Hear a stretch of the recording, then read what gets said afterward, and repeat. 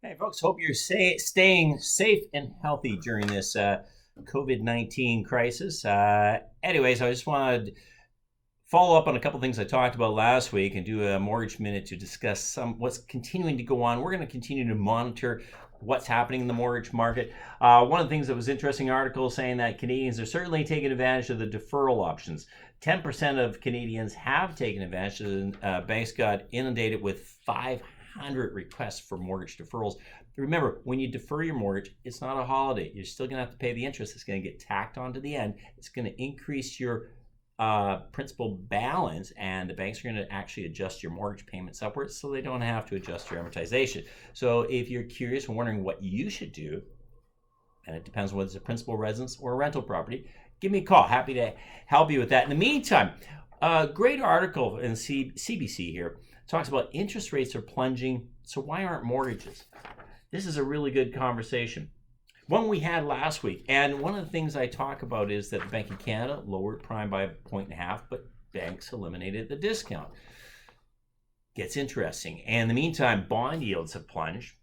So according to this chart, when bond yields plunge that much, banks typically have a 170 point basis spread, a spread in profit. That's 1.7%.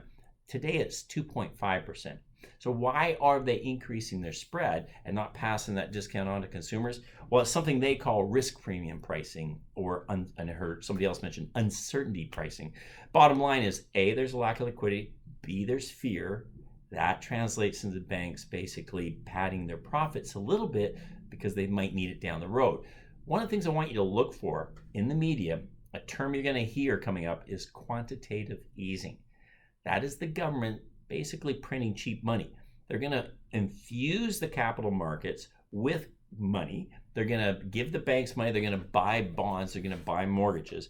Why are they doing this? Because it gives banks liquidity so they can return to that 170 or 1.7% spread, which translates into potentially cheaper mortgages for you. Remember one thing, I heard Benjamin Tall talking about this last week. There is an end to this whole crisis. The end is when they find a vaccine. And when they find the vaccine, just keep in mind, this crisis is different than other economic crises. People haven't lost jobs so much as their jobs have been frozen. So when that vaccine is discovered, crisis over, people go back to work, we could recover faster than you might think. So bit of positive thought there. And remember, in the meantime, we need to buy ourselves some time. And the government's going to help that through quantitative easing. So watch for that in the news in the upcoming weeks ahead. In the meantime, stay safe. That's your mortgage update for this week. Thanks, and give me a call or send me an email, peter@peterkinch.com. Thanks. Bye for now.